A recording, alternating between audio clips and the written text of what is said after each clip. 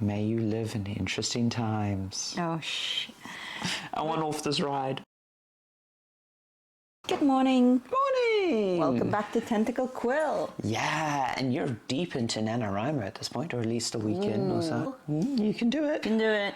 Okay, so this week we want to talk about one of my favorite authors, Neil Gaiman's American Gods. So basically the story is about... Well, it starts off with an ex-con. Yes, named Shadow, who encounters some very mysterious figures and goes on an adventure with them. Yeah, so, you know, like so many good sort of fairy tales, he starts wandering off the beaten path because he's released from jail. Yes. And it's a transitionary moment in life. Yeah. And he's greeted by a stranger on the road. Indeed, indeed. And the stranger offers him pact. Because he basically was expecting when he gets out to go straight to his wife and all this stuff, and finds out she's died. Yes. But then the stranger offers him an alternative, and he falls back, I suppose, directly into a life of crime. It's not quite crime. Anyway, con man at the very least. Definitely. But the interesting thing about all of this is that the people he's fallen in with are a bit strange and unusual, and he starts falling into this world of fairy tale and paranormal that Neil Gaiman is so good at weaving into the modern setting. If you're ever looking how to take like old ideas and put them in the modern, Neil Gaiman is a masterclass in that. It really is his jam, so to speak. I mean, we've seen it in things like Stardust, which was more medieval, but still. Yeah, this one, so he's mostly playing with the concepts around how America is an amalgamation of cultures. Yes. It of itself kind of lacks its storied fairy tales. I mean, it's got the Native American stuff, which is in there, but most of the beliefs are brought from across the world. From across the world, and how those interact. And there's also not just about old gods and how they were created, but also new gods he invents for these stories and are brilliantly portrayed. Yeah, because we like to, I think a lot of modern society likes to think it's beyond the trappings of archaic belief. And in many ways, I do believe we've moved on, but he plays around with this idea that most people don't actually know how computers work. To them, it's magic, the internet, TV, these new gods that are around the place. Yes. And he plays around with a lot of concepts of belief and things of that nature. Yes, and where gods get their power from and all of that. There is a short story in there, well, a short chapter in there. An aside about how one of the gods gets their powers, and it is a really, really good read. The reason we wanted to bring it up is we had been talking about lit RPG, which is obviously like the modern sort of using game mechanics as storytelling with this is very traditional. Obviously, it's a modern book. It's very up to date. It feels like a modern read, but it plays with a lot of old stories, and you get into some interesting places with it. It's kind of very far away, but kind of adjacent to a lit RPG in that someone is pulled into a world that they don't understand but has established rules. But that's the thing, is like it's the common trope, which I think lit RPG has done a modern take on, but I think that the common trope of fairy tales and myth is somehow you fall out of normality, right? Yes. That's the fairy tale structure. You fall between the cracks. I'd love to talk about Neverwhere sometime, which explores that as well. But yeah, you fall through the cracks. And one of the things I wanted to talk about is researching these things. Yes. Right? Yes. You can go on Wikipedia and you can look up the fairy tales and stuff, but you'll get a very sort of surface layer interpretation. And one of the things I love in this book is like when he does the Egyptian gods. Oh yes, they're so beautifully done. When he does African gods like Anansi and so many of the brilliant things which normally in English literature are treated so poorly, because like classic things like Vikings having horns in their helmets are just reinterpretations by German opera, for example. Yes. So having good source material and good research is indeed. great. This is, I think, a critical book for anyone who's writing fiction. It started off by a 14th century monk, Brewer's Dictionary of Phrase and Fable. This is the 19th edition. But this is filled with tons of references and tons of tiny bits in here. And a lot of the stuff you'll find in American Gods, if you pick up something like this, will be great. But also, if you're writing about Norse or Greek or whatever mythology, pick up a book on the topic, because while doing some research online will be helpful, it will be very surface level. Yeah, you also need to figure out what your research needs. For example, do you need to know how a chopper works, or do you just need to know what it sounds like? Because one, you can find really good resources, and for the other one, you can just go to YouTube.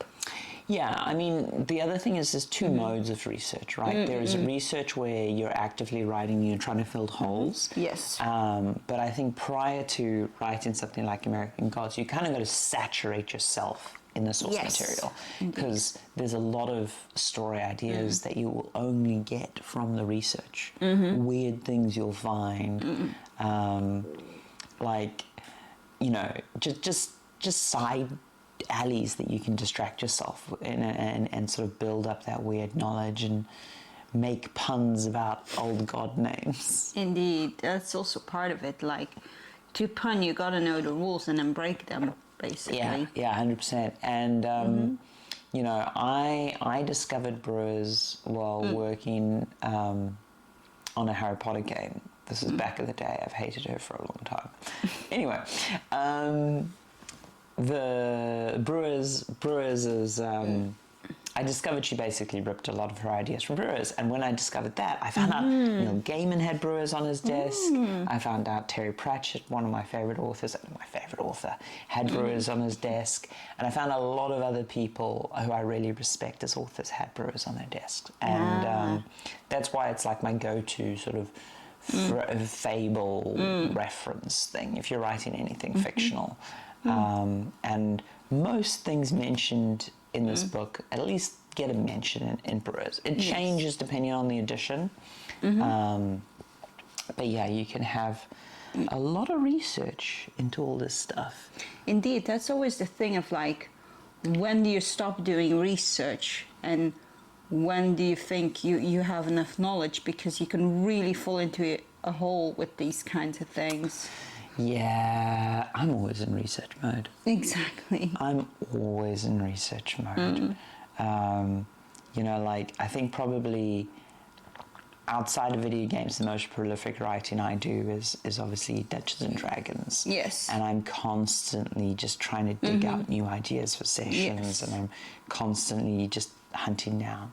And I have actually in the past run some role-playing stuff around Gaiman's world, because one of the things I really like about Gaiman is often with fairy tales in the modern world, it feels hard to stitch them, because it feels like, oh, we aren't naive peasants, there isn't the forest and the elves or whatever. Yeah. But like, pigeons didn't evolve in the city. Pigeons were around before the city. They flourished in the city. Many species of birds that liked high cliffs and stuff adapted to city life. Indeed. Rats were before the city. You know, lots of things came to the city and found their niche. Yeah, because we just kind of moved in on where animals were living and expected them to suddenly vanish, which is not going to happen. And the idea of these powerful gods who are now diminished, and not all of them, some of them are thriving. No, it's more like they're not diminished, it's more that some of their followers have chosen other gods. I think that is the point a lot. Well, the nature of belief changes. The nature of belief does change. Indeed. You know, and belief is often also renewed in tragedy. Which is the other theme in here is... yes, because it literally starts with tragedy. Well, it starts with tragedy and Shadow rediscovering his faith in a strange way and falling into that. But then the key villain's plot is around one of the great tragedies that sourced a great deal of belief. And I mean, if you go through, if you are ever a member of any kind of belief system, yes, it's usually to escape tragedy or deal with tragedy. Yes. But then when you research belief systems, you realize how many of them are spawned and thrive in tragedy.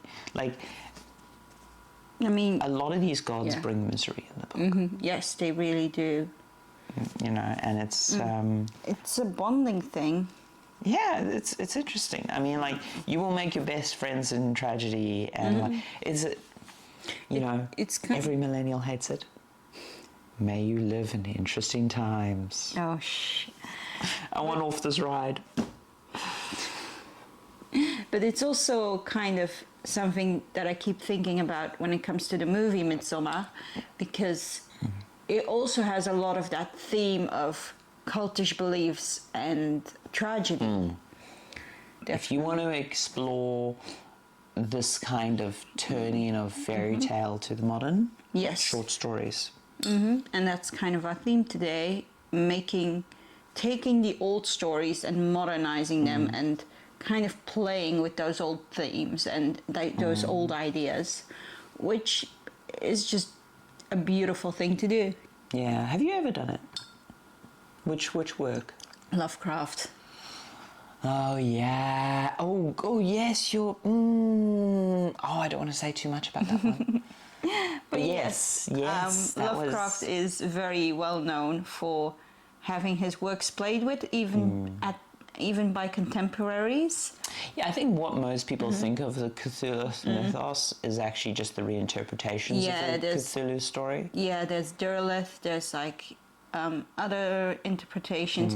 There's a lot of adaptations as well, good or bad, remains to be seen. But and still. I mean, I think that was our point with the Viking helmet and with a lot of the stuff in American gods. Is this stuff constantly mutates, and if you were to have a group of people that you wanted to get excited about Vikings and you wanted to sort of evoke Viking imagery, the horned helmet is the very thing you'd want to hold up.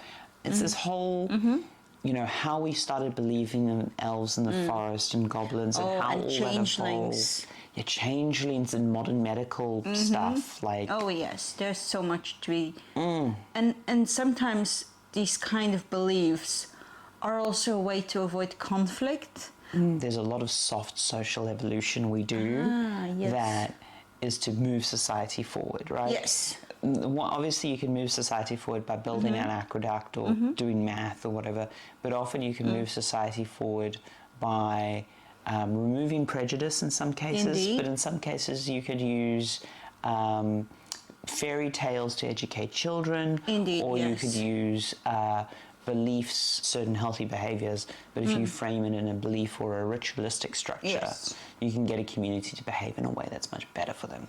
Yes. And so I think that's also like, because it is mentioned briefly and in tangent on some of this stuff, but yeah, I think this is an uncontroversial recommendation. Definitely. A lot of people would have this on their shelves.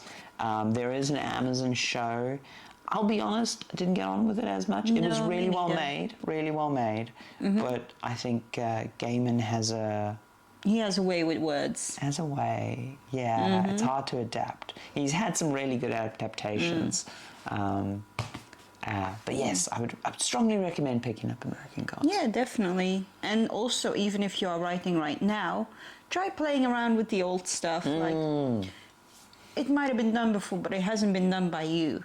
Yes, and just like, I don't know what your NaNoWriMo book is, but you may be set in a far future. Like, too often, when people go to space, people forget that religion exists, right? What is your space cowboy's belief in, if their linguistic roots are in a place, bring bring some superstition back into your book. You know, the lucky rabbit's foot, or the, you know, or even like a space whale's fin or whatever. Yeah. Even if it's huge and very impractical. Find that. And I hope you're not killing yourself with nano. I hope you're doing well. Even if you don't make it, you've still written a lot. So keep at it. Progress is progress. Yes. I finished my tea. Toodles. Toodles.